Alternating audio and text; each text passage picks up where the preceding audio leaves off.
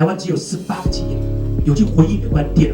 所以这种情况之下，我觉得值得大家关注。如此重要的一个议题，而且呢，又是呢让全世界公布风险这样的一个风险的一个议题，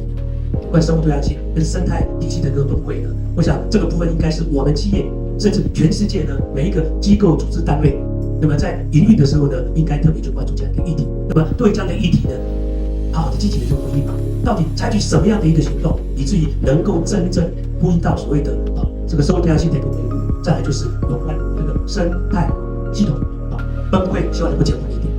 我想这才是对台湾或是对全世界呢，大家真正能够呢对这个地球善尽一份企业公民分子这样的